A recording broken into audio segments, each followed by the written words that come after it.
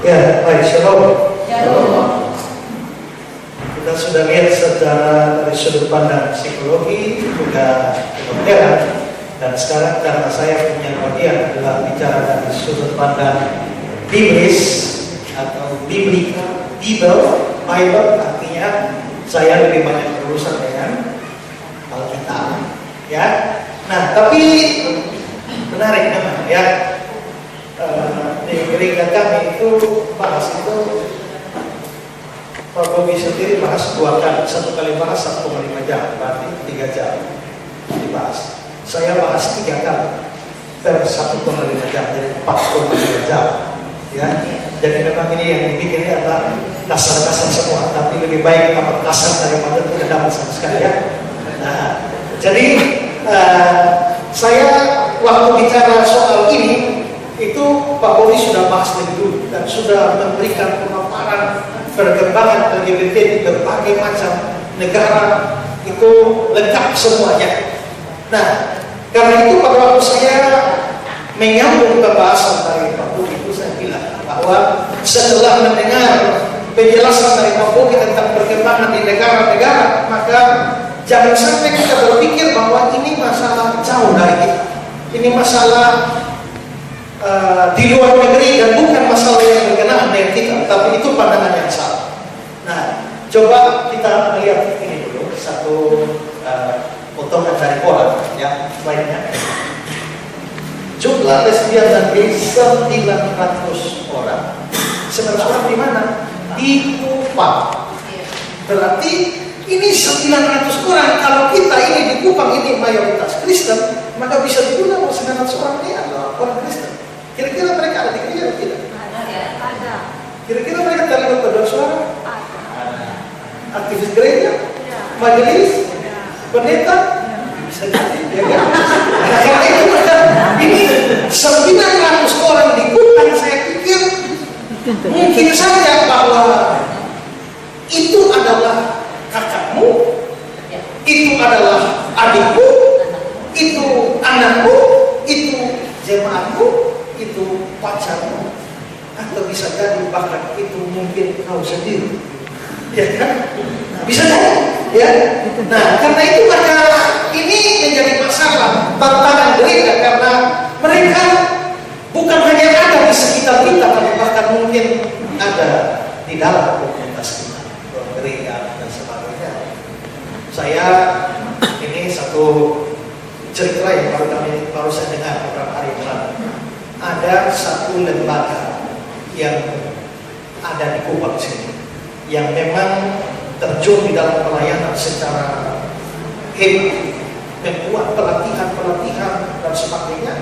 Lalu saking seriusnya memang pelayanan ini, maka mereka mempunyai sekretariat, ya, untuk menggembring orang di dalam pelayanan dan sebagainya. Dan ada petugas sekretariat yang mengkoordinir semua pelayanan. Nah, lalu saudara, beberapa saat kemudian satpam yang jaga itu merasa aneh kok. Kalau memang yang bertamu ke situ adalah sesama laki-laki, kenapa mereka mesti tutup gorden dan lain sebagainya semua? Ini mendatangkan kecurigaan. Lalu akhirnya diteliti, dibuntuti sampai, nah, di atas itu memang ada lubang, dan ini satu orang khusus disuruh kasih untuk bawa kamera ke atas, ya.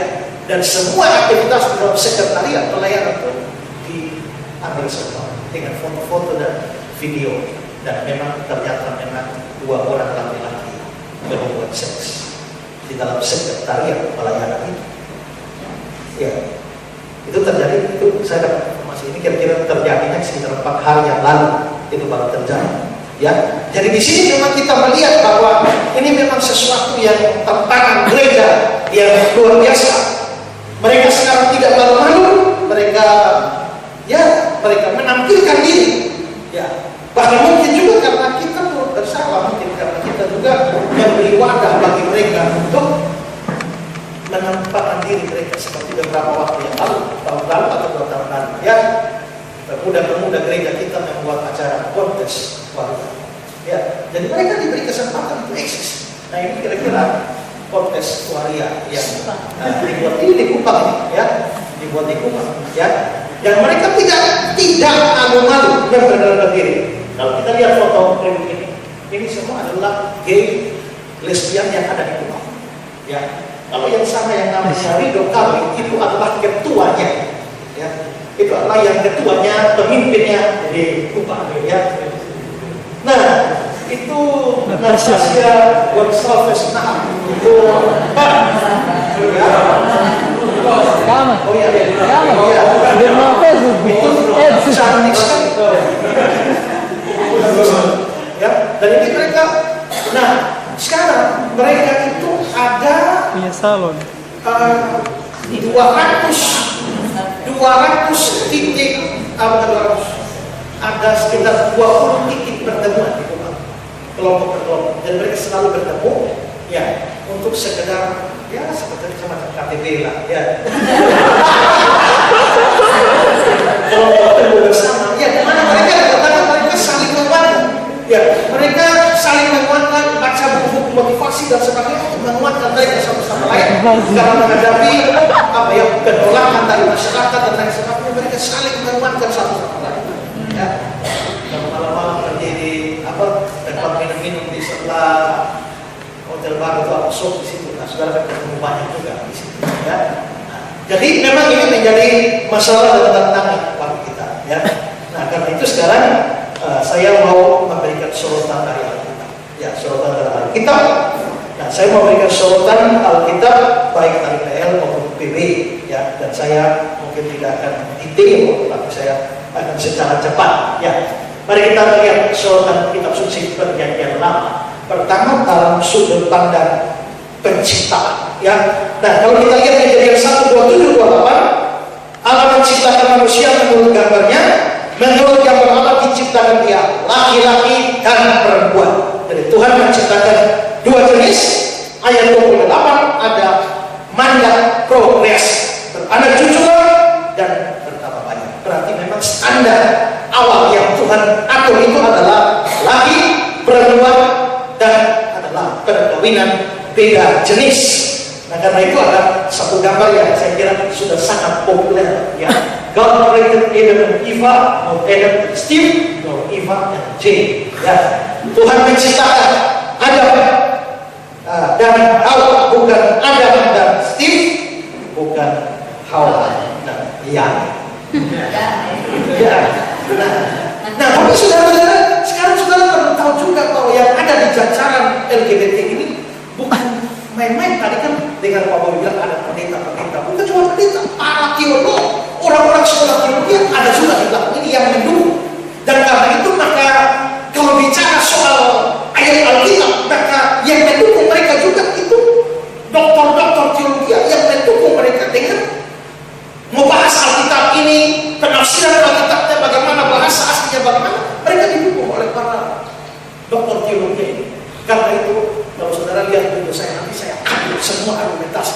Kita bilang begini, tapi profesor ini bilang begini, yang ini bilang begini, ini bilang begini.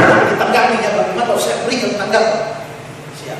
Tapi ringkasnya begini, bahwa Allah menciptakan manusia laki dan perempuan, dan karena itu maka laki dan perempuan disuruh kawin.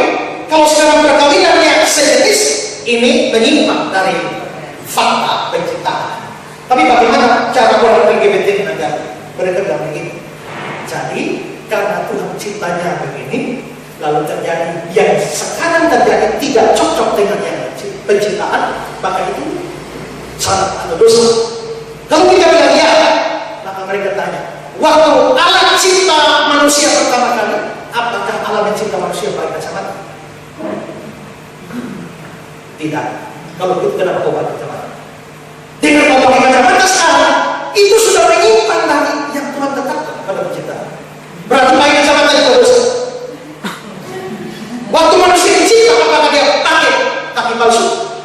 Tidak kan? Berarti menyimpang, pakai kaki palsu, menyimpang dari penciptaan. Ya. Apakah kita keluar dari rahim itu sudah pakai jam tangan? Tidak. Kalau begitu pakai jam tangan, menyimpang dari penciptaan itu. Ya. Jadi kalau itu bicara soal penciptaan, maka ada banyak hal yang kita lakukan sekarang itu dosa, karena itu menyimpang dari penciptaan. Kalau mereka bilang begitu sudah dijawab.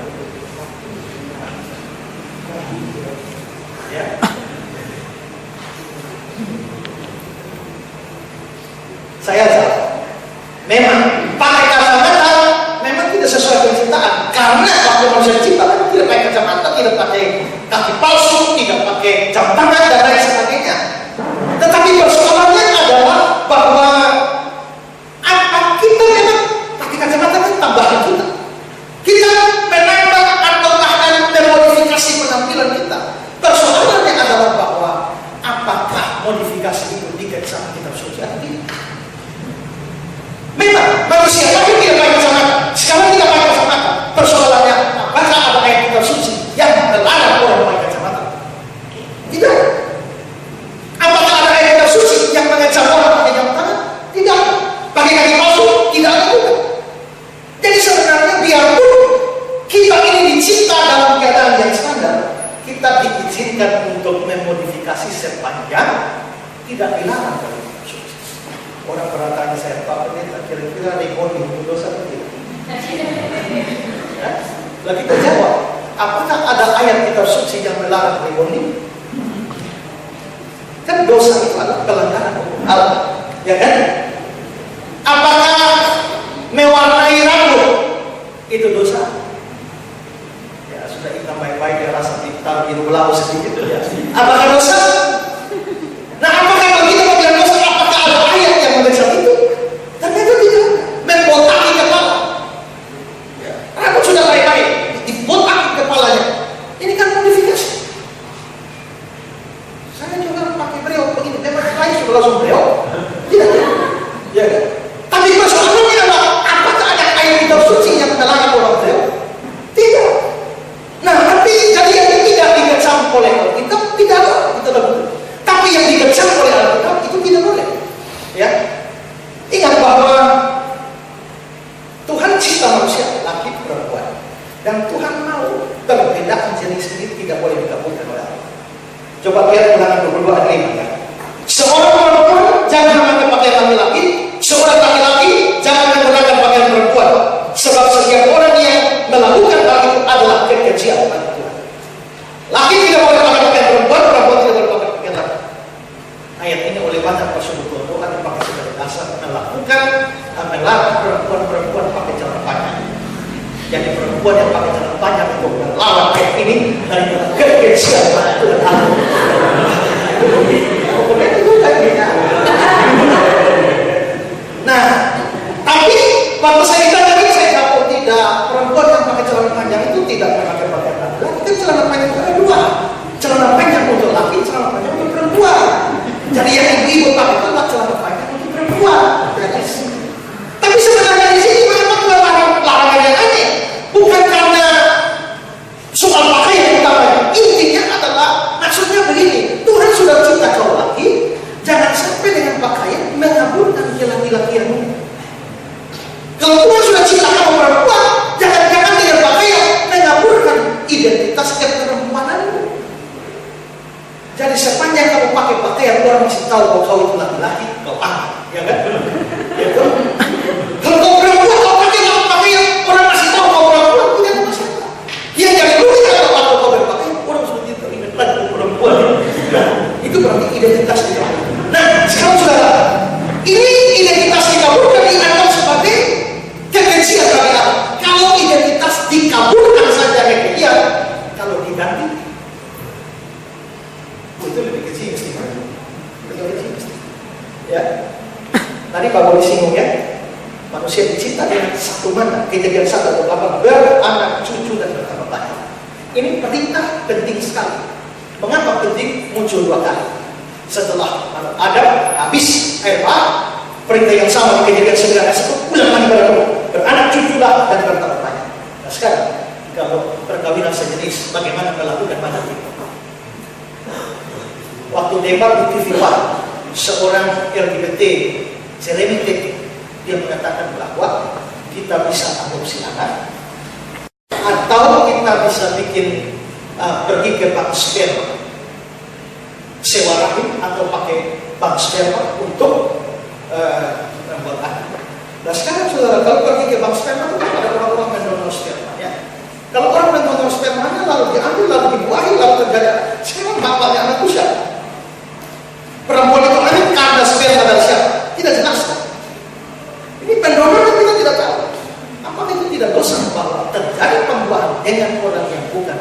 Ya. Nah, jadi saya kira itu dari sudut pandang penciptaan itu penyimpangan. Kedua, kasus Sodom. Kasus Sodom ini, ya, Kejadian 18 ayat 20 dikatakan bahwa sangat berat dosanya. Tuhan Allah tahu sangat berat dosanya. Tuhan Allah memusnahkan penduduk Sodom dan Gomora. Kirim 2 orang malaikat. 2 orang malaikat ini, malaikatnya menampakkan diri dalam rupa laki-laki. Ya, ingat ya, di Alkitab itu kalau malaikat menampakkan diri selalu laki-laki. Tidak pernah ada malaikat menampakkan diri sebagai perempuan. Ya. Jadi kalau mau bikin drama, gampang malaikat perempuan. Atau tidak pernah malaikat menampakkan diri dalam rupa bayi-bayi yang lucu, ya, pakai tangan panah dan sebagainya. Nah, itu bukan malaikat begitu suci. Nah, lalu saudara, setelah 2 laki-laki itu masuk Sodom, terjadilah di Kejadian 19 ayat 4 sampai ayat 8. Ya. Tapi sebelum mereka tidur, orang-orang laki-laki dari kota Sodom itu, dari yang muda sampai yang tua, bahkan seluruh kota tidak ada yang terkecuali, datang ke rumah itu. Mereka berseru kepada Allah, di manakah orang-orang yang datang pada malam ini? Bawalah mereka keluar kepada kami supaya kami pakai mereka. Lalu keluarlah Allah menemui mereka ke depan pintu, tapi pintu ditutup dari belakang. Dan dia berkata, saudara-saudara, jangan kiranya berbuat jahat. Kamu tahu, aku mempunyai orang anak perempuan yang belum pernah dijamah laki-laki. Baiklah mereka membawa keluar padamu, perbuatlah kepada mereka seperti yang kau pandang baik. Hanya jangan kau apa-apakan orang ini, sebab mereka memang datang untuk berlindung di rumah kami. Ada kata-kata supaya kami pakai mereka. Ya, saya kasih terjemahan Indonesia sehari-hari. Dia bilang begini, supaya kami dapat bercampur dengan mereka. Atau versi contemporary English version, we can have sex with them. Versi today's English version, wanted to have sex with them. Berarti memang mereka ingin berhubungan seks dengan laki-laki. Ya, dan dari sini ini jelas dosa dari kata Sodom itu turunkan sodomi yang sampai hari ini terkenal istilahnya. Apakah ada keberatan dari orang LGBT? Keberatannya rumit sekali. Ya, dan kalau kita tidak belajar baik-baik, kita bisa kalah argumentasi. Tapi di sini saya tidak terima. Ya, yang ketiga, kasus dalam kitab Hakim-Hakim. Nah, kasus dalam kitab Hakim-Hakim mirip sekali dengan kasus dalam Sodom. Satu orang Lewi berjalan dengan kundiknya kemalaman, lalu nginap di rumah seorang di Gibea, seorang tua di Gibea. Lalu terjadi satu hal. Hakim-Hakim 11. Tetapi sementara mereka menggembirakan hati, datanglah orang-orang kota itu, orang-orang Rusila, mengepung rumah itu. Mereka menggembirakan pintu sampai berkata pada orang tua pemilik rumah itu, bawalah keluar orang yang datang ke rumah itu supaya kami pakai dia. Ya, supaya kami pakai dia. Lalu keluarlah pemilik rumah menemui mereka, berkata pada mereka, tidak saudara-saudaraku, jangan kiranya berbuat jahat, karena orang ini telah masuk ke rumahku, jangan berbuat noda. Tapi ada anak perempuan yang masih perawat, juga mudik orang itu. Baiklah, kubawa keduanya keluar, perkosa mereka, berbuatlah mereka apapun yang kau pandang baik. Sama mirip ya. Rupanya Lot maupun juga orang Gibea ini mau barter anak perempuannya dengan tamu laki-laki. Kok bisa barter? Itu budaya pada waktu itu. Tamu itu dihormati luar biasa sampai apapun bisa dikorbankan demi tamu. Jadi anak pun direlakan untuk diperkosa pun tidak apa-apa asal tamu itu dihormati. Tapi sekarang udah ada satu kampung di Afrika yang kalau saudara berkunjung ke sana adalah penghormatan bagi tamu. Malam ini saudara ada yang laki harus izinkan istri saudara tidur dengan tamu. Itu namanya beretika. Kalau saudara berkunjung ke sana malamnya tidak dikasih istri, itu namanya tidak beretika. Itu di Afrika, tapi tidak usah tanya saya di Afrika bagaimana. Saya khawatir semua pergi bertamu saja. Ya. Nah, etika kalau tamu begitu tinggi, melindungi tamu, rela pakai anaknya. Nah, tapi saudara-saudara, tadi ada kata-kata supaya kami pakai dia. Itu versi King James ya. We can have sex with him. Jadi mereka mau seks sama orang Lewi ini. Nah, tapi singkat cerita cerita begini, orang Lewi itu keluarkan tawarkan guningnya yang perempuan. Apa yang terjadi dengan guning perempuan? Ayat 25. Tapi orang-orang itu tidak mau mendengarkan perkataannya, lalu orang Lewi menangkap guningnya, membawanya kepada mereka keluar. Kemudian mereka bersetubuh dengan perempuan itu dari semalam-malaman mereka mempermainkan sampai pagi. Tadi mereka bilang kami mau berhubungan seks dengan dia, dengan orang Lewi.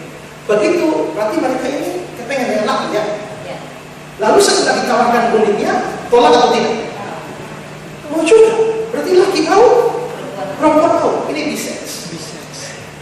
Ya, jadi mereka kelihatannya biseks. Tapi sekarang kita lihat bagaimana orang-orang model seperti ini disebut oleh kitab suci. Ayat 22 kembali.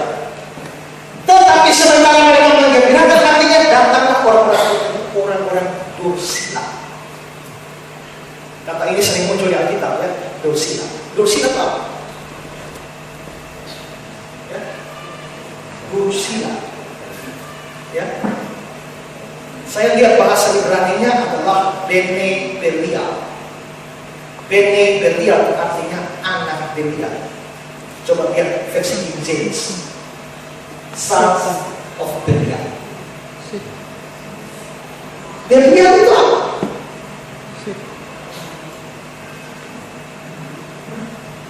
Di dalam surat 2 Korintus, waktu orang percaya kawin sama dengan orang tidak percaya, Paulus bilang, janganlah kamu menjadi pasangan dengan orang-orang yang tidak beriman. Sebab persamaan apakah yang terdapat antara terang dan gelap? Bagaimana terang bersama dengan gelap? Persamaan apakah antara orang percaya dan orang tidak percaya? Lalu sambung dengan 15. Persamaan apakah yang terdapat antara Kristus dan Belial? Berarti Belial di sini dikontraskan dengan Kristus. Kalau begitu Belial itu siapa? Ya, iblis. Kalau Belial itu iblis, orang dursila itu Bene Belial, sons of Belial, artinya anak iblis. Berarti Alkitab menyebut orang-orang homo di Gibea itu dengan sebutan orang dursila, anak-anak iblis. Kalau homo atau kalau LGBT bukan dosa, bagaimana Alkitab menyebutnya sebagai anak-anak iblis? Secara cepat, ini ada bantahan orang LGBT. Ya, tapi saya sudah jawab semua, tapi saya tidak bahas. Sekarang poin D, larangan dalam hukum Taurat. Ya, Imamat 18 ayat 22. Janganlah engkau tidur dengan laki-laki sekala orang bersetubuh dengan perempuan, karena itu kebencian. Dalam Indonesia sehari-hari, orang laki-laki tidak boleh bersetubuh dengan orang laki-laki. Atau terjemahan lain, setiap laki-laki jangan mengadakan hubungan seksual dengan laki-laki. Ini hukumannya berat. Imamat 20 ayat 13. Seorang laki-laki tidak boleh tidur dengan laki-laki secara orang bersetubuh dengan perempuan, keduanya melakukan kekejian. Pastilah mereka dihukum. Di dalam perjanjian lama hukum Taurat ada dosa yang hanya dihukum dengan denda. Tapi ada yang umat biasanya dosa berat. Nah, kelihatannya di sini itu ada kasusnya berat, dosanya berat, dihukum dengan hukuman mati. Tapi orang LGBT, para teolog LGBT punya jawaban. Mereka meninjau latar belakang konteks budaya dan lain sebagainya, lalu akhirnya membantah bahwa ayat ini menentang praktek homoseks. Ya, tapi saya juga tidak paparkan di sini. Tapi di sini saya mau kasih satu pemaparan konteks dari Imamat pasal 18. Satu pasal di dalam kitab Imamat 18 ini dia melarang perkawinan dalam beberapa kategori.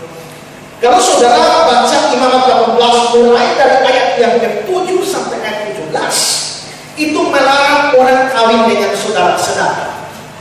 Tidak boleh kawin dengan adik sendiri, tidak boleh kawin dengan ibar, tidak boleh kawin dengan cucu, tidak boleh kawin dengan paman, tidak boleh kawin dengan istrinya paman, macam-macam. Itu dari ayat yang ke-7 sampai ayat yang ke-17 Imamat pasal 18. Lalu ayat yang ke-20 dari Imamat 18 dilarang kamu bersetubuh dengan istri sesama. Berarti tidak boleh. Yang grup kedua tidak boleh kawin dengan pasangan orang lain.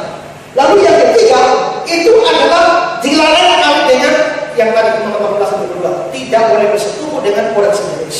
Lalu yang keempat di ayat 23 ketiga tidak boleh bersekutu dengan binatang. Jadi ada empat.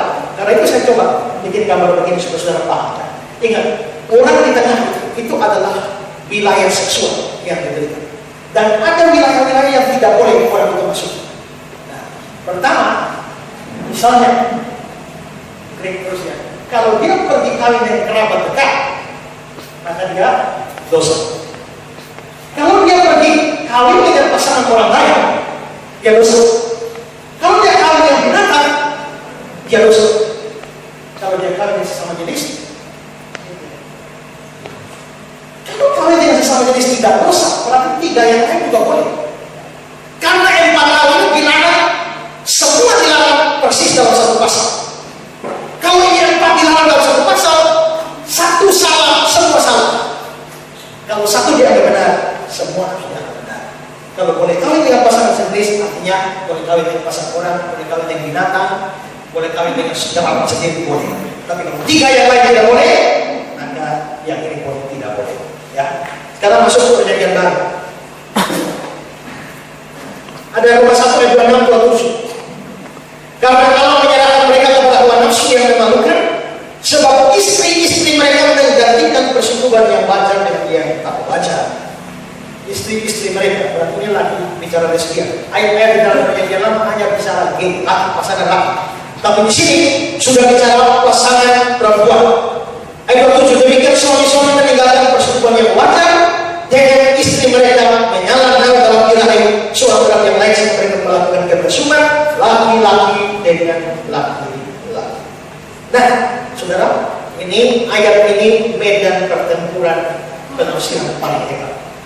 Ya, dan saya sebelum mengkhotbahkan ini atau menulis buku ini, saya sudah berdebat dengan orang-orang paham teologi yang menolak ayat ini untuk LGBT.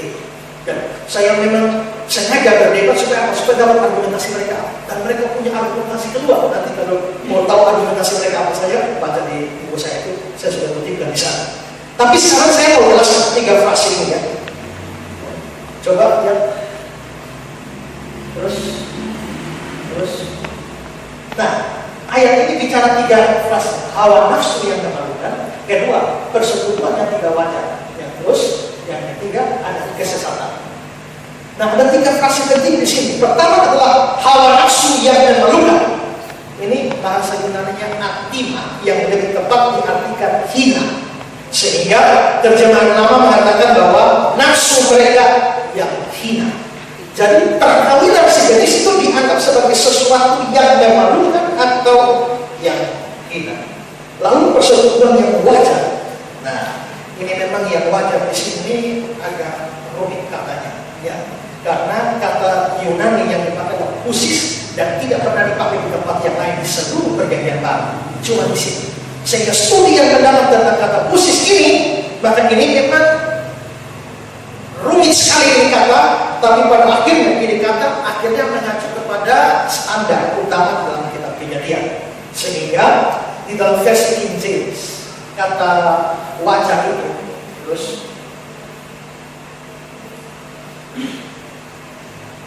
ya kalau Roma 1 ayat 26 itu kata wajar itu diterjemahkan sebagai ya melawan natur. Natur itu yang mana? Natur di kitab Kejadian. Sehingga itu dianggap sebagai sesuatu yang melawan natur. Lalu kata yang ketiga disebut kesesatan. Kesesatan ini ya kata Yunani yang dipakai sama dengan terjemahan King James. Ya, terus slide-nya. Ya, slide berikut. Oh, tidak ada ya. Kata yang King James yang dipakai adalah error. Ya, jadi mereka kesesatan mereka. King James bilang errornya mereka. Jadi berarti Alkitab bagiannya sebagai sesuatu yang error. Oke. Berikut pernyataan Paulus dalam 1 Korintus dan 1 Timotius. 1 Korintus ayat 10, orang cabul, penyembah berhala, orang berzina, banci, orang pemburi. Itu tidak mendapat bagian dalam kerajaan Allah. 1 Timotius 1:10, bagi orang cabul dan pemburi berkulit dan banci apa? Coba kita bandingkan terjemahan New International Version. Kata banci itu diterjemahkan sebagai male prostitutes atau pelacur laki-laki. Ya. Sedangkan berbunyi di situ diterjemahkan homosexual offenders, pelaku homoseks. Ya. Nah, ini memang kata yang sudah juga menjadi media perdebatan juga. Tetapi coba perhatikan terjemahan Indonesia sehari-hari. Ya, orang-orang yang berbuat salah, orang-orang yang berhala, yang berzina, pelacur laki-laki yang melakukan perbuatan yang memabukkan terhadap sesama jenis. Yang ini jelas memang orang homo. Nah, di dalam 1 Korintus 6 ayat 10 mengatakan tidak akan mendapat bagian dalam kerajaan Allah. Nah, ini jadi masalah di sini. Tadi yang Pak Bobi kutip itu Dr. Yohanes Ahmad yang bilang, ya bersenang-senanglah itu dia juga mengupas ayat ini panjang lebar. Karena kata pemurid di sini sebenarnya bahasa Yunani adalah arsenokoitai.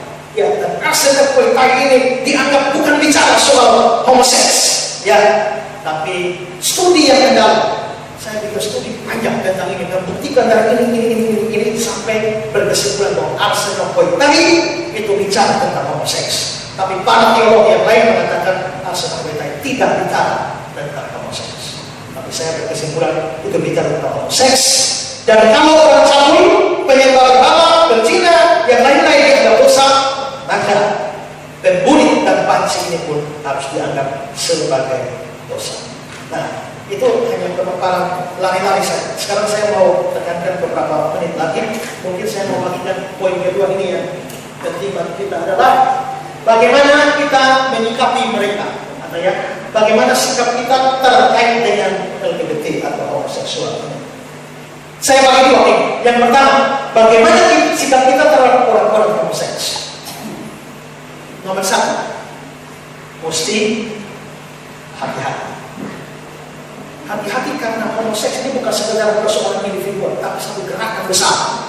Tadi kan Pak Bobi bilang, mereka kan tidak bisa berkembang biak, karena itu caranya mereka mentransfer itu ke orang, mempengaruhi supaya jumlah mereka bertambah.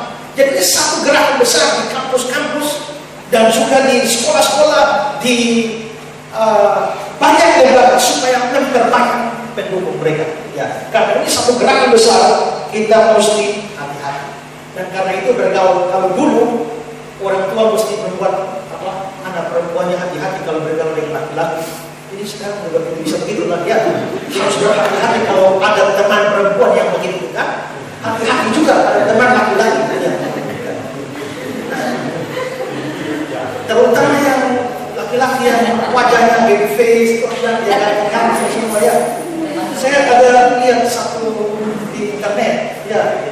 80% gay menyukai pria six-pack. Jadi yang pada aku semua itu 80% disukai oleh disabilitas. Ya, sedang 80% wanita normal suka pria buncit. Jadi yang buncit aman. Tapi yang pada kamu yang six-pack bahaya. Kalau yang coba one pack itu aman. Ya.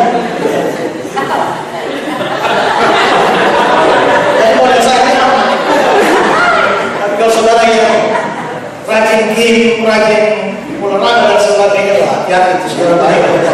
Ya.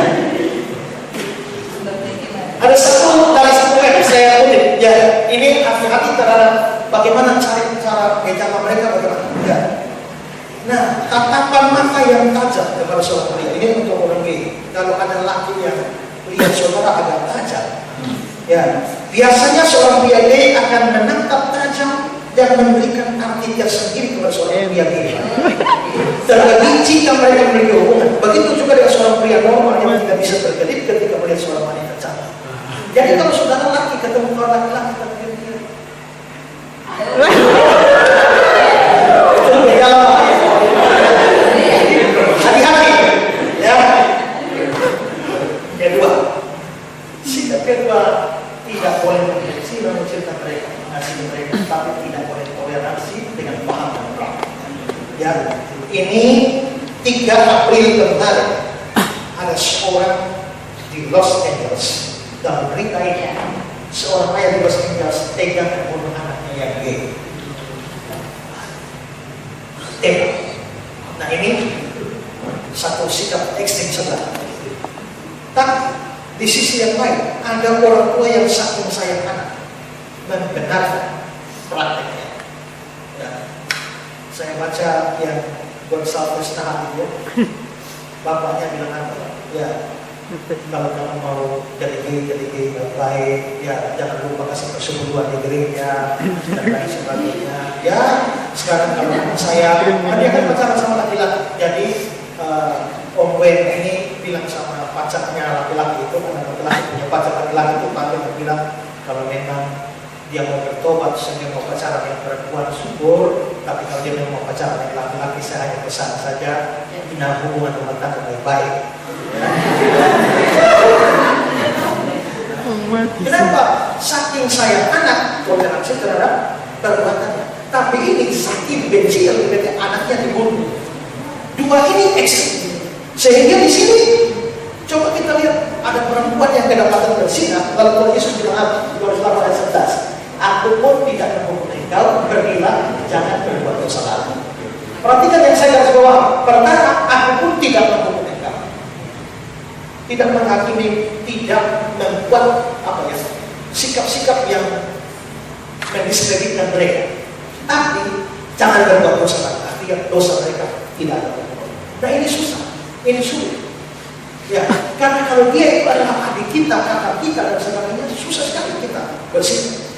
Ya, tapi kalau Tuhan Yesus bisa memberikan teladan begini, menurut saya kita harus bisa. Bagaimana? Ya, pendeta Stephen Tong bilang begini. Kalau ada anak main kotoran, kalau di sini kotor semua, kita masukkan anak itu. Kita yang kita benci adalah kotorannya, tapi bukan anaknya. Ya, waktu kita mandikan anak itu, lalu airnya sudah kotor, yang kita tidak suka kotoran, dan buang air kotor yang anaknya jahat. Tapi kalau tidak, kita buang anaknya sekaligus jadi kotor. Tidak boleh. Air kotornya dibuang, tapi anaknya. Ya, karena itu maka para pelayan Tuhan atau anak Tuhan yang terjun di dalam pelayanan terhadap kaum LGBT ini untuk sesuatu hikmat dan bijaksana dari Tuhan, bahwa di satu sisi mereka menyambut orangnya, merangkul orangnya, tapi sisi yang lain tidak, ya, anti terhadap mereka, ya, tidak kompromi terhadap perbuatan mereka. Itu butuh hikmat dari Tuhan. Ketiga, terakhir, kita harus melakukan langkah-langkah antisipatif. Seperti tadi Ibu Sunaya, dia dari kecil itu gejalanya, ini perempuan tapi gosip banyak, pakai lipstik dan sebagainya. Nah, itu perlu dilakukan langkah antisipatif. Bagaimana sikap kita atau saya kalau ternyata kita atau saya sendiri LGBT? Ini penting ya. Pertama, sadar bahwa LGBT dosa di hadapan Tuhan sebagaimana kitab suci, tidak peduli apapun yang Anda rasakan. Saya lahir begini, saya juga tidak memilih. Ya, saya tidak memilih untuk suka pasangan sendiri. Tahu sudah begitu. Tidak peduli apa yang Anda rasakan. Kitab suci menyatakan itu salah, itu salah. Kedua, jangan berusaha membenarkan diri yang berbagai alasan, terutama mempelintir ayat-ayat kitab suci dengan tafsiran yang aneh-aneh. Kenapa saya bilang begini? Di buku saya itu tafsiran yang aneh-aneh terhadap ayat itu muncul banyak. Ya. Nah ini. Ketiga, berdoa minta kepada Tuhan untuk mengubah orientasi seks Anda, berjuang untuk tidak menuruti orientasi seks. Keempat, hindari pertemuan dengan sesama kaum homoseks. Itu KTP mereka pun dihindari. Hindari pornografi, propaganda tentang homoseks. Ya, rajin baca firman Tuhan. Dan terakhir, jangan menyerah. Kenapa? Ada banyak pengalaman video-video bagaimana mereka yang berhasil diubahkan oleh Tuhan. Kalau saudara belum berhasil, jangan menyerah. Ya, nah itu kira-kira yang saya bisa bagikan. Sangat ringkas, nanti kalau yang mau tahu lebih banyak penggalian ayat-ayat yang di dalam, bisa lihat di buku saya saja, ada banyak penjelasan. Ya, Tuhan berkati. Terima kasih. Saya